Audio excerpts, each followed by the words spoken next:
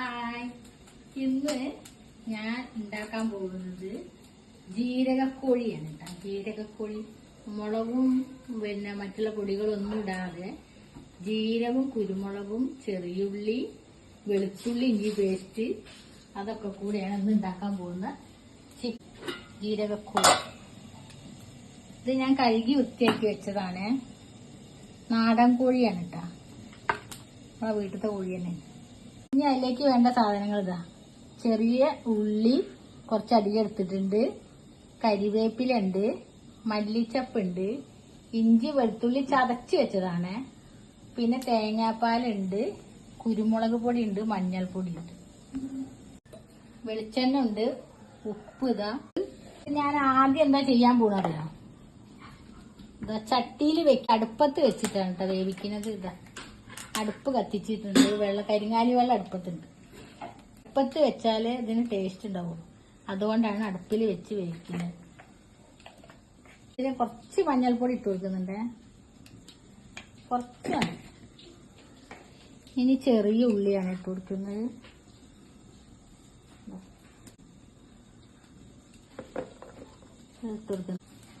പിന്നെ ഇഞ്ചിയും വെളുത്തുള്ളിയും ചതച്ചതാണ്. മല്ലിച്ചപ്പും കരിവേപ്പിലൊക്കെ പിന്നെ ഇട്ട് കൊടുത്താൽ മതിയാ. ഈ തേങ്ങാപ്പാലാണ് അതിലേക്ക് ഒഴിച്ചു കൊടുക്കുന്നത്.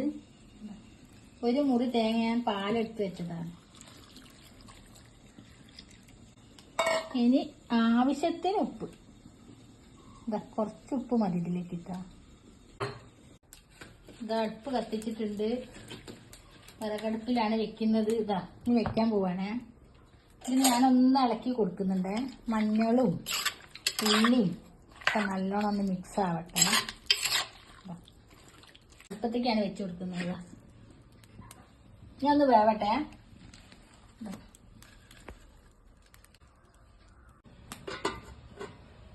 ഒരു അരമണിക്കൂർ വേണ്ടി വരും ഇത് വേവണമെങ്കിൽ. അരമണിക്കൂർ കഴിഞ്ഞിട്ട് നമുക്ക് തുറന്നു നോക്കാം.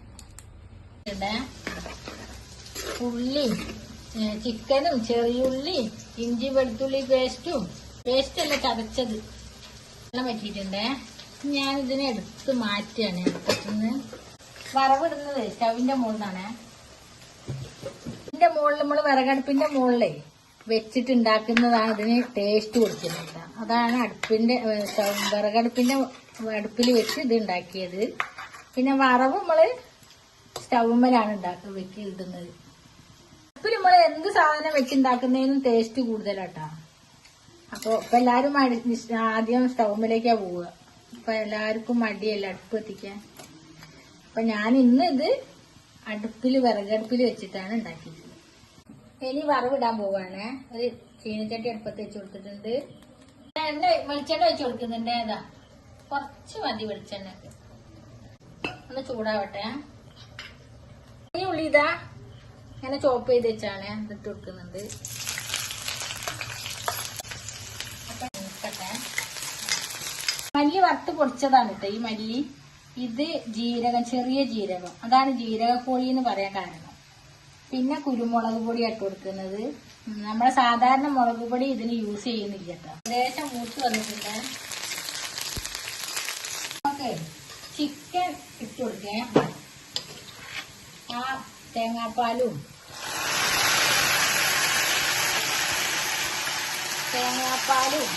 ചെറിയുള്ളി ഇഞ്ചി വെളുത്തുള്ളി ചതച്ചതും എല്ലാം കൂടി അങ്ങോട്ട് നല്ലോണമായിട്ട് മിക്സ് ആക്കിയിട്ടുണ്ട്. ഇത് ചൂടാണ്, അതുകൊണ്ട് അങ്ങനെ വരുന്നത്. നമ്മൾ അടുപ്പിലൊക്കെ ഇട്ടിട്ടുണ്ട്.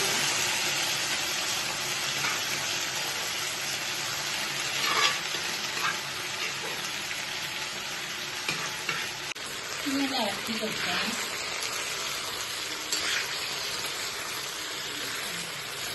ഇനി പൊടികളാണ് ഇടാൻ പോണത്. ആദ്യം ഞാൻ കൊടുക്കുന്നത് മല്ലിപ്പൊടിയാണ്.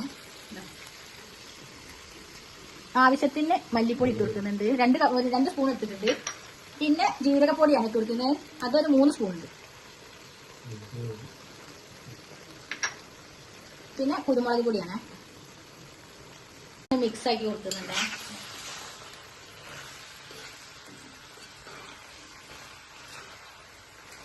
നല്ലോണം ഇളക്കി മിക്സ് ആക്കി കൊടുക്കും.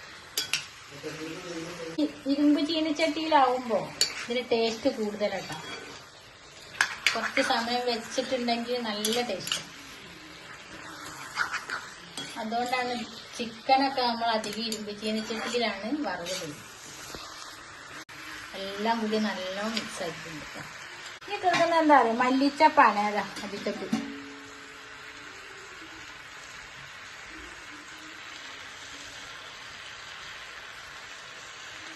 ഇനി കൊടുക്കുന്ന കരിവേപ്പില ഒന്ന് മിക്സാക്കി കൊടുക്കുക. അപ്പൊ വീട്ടിലൊക്കെ കോഴിയൊക്കെ ഉണ്ടെങ്കിലേ നിങ്ങൾ ട്രൈ ചെയ്ത് നോക്കണം. അങ്ങനെ ഉണ്ടാക്കിയിട്ട് നല്ല ടേസ്റ്റാണ്. എല്ലാവർക്കും ഇഷ്ടപ്പെടും. ചപ്പാത്തിയിലും ചോറിലും ഒക്കെ കൂട്ടി കഴിക്കാൻ നല്ല കോമ്പിനേഷനാണ്. നമ്മുടെ ജീരകക്കോഴി റെഡിയായിരിക്കും. ഇഷ്ടമായ എല്ലാവരും ലൈക്ക് ചെയ്യണം, സബ്സ്ക്രൈബ് ചെയ്യണം, കൂട്ടുകാരിലേക്കൊക്കെ എത്തിക്കണം. ഫേസ്ബുക്കിലാണ് കാണുന്നതെങ്കിൽ പേജ് കൂടി ഒന്ന് ഫോളോ ചെയ്യണം. പിന്നെ നമ്മൾ ബട്ടണും കൂടി ഒന്ന് ടച്ച് ചെയ്യണേ. എന്നാലേ നമ്മളിടുന്ന പുതിയ പുതിയ വീഡിയോ നിങ്ങൾക്ക് പെട്ടെന്ന് ലഭിക്കൂ. ഇത് ട്രൈ ചെയ്ത് നോക്കണേ. എന്നിട്ട് കമന്റ് ബോക്സിൽ കമന്റ് ചെയ്യണം കേട്ടോ. അത് മറന്നു പോകരുതേ. ബൈ.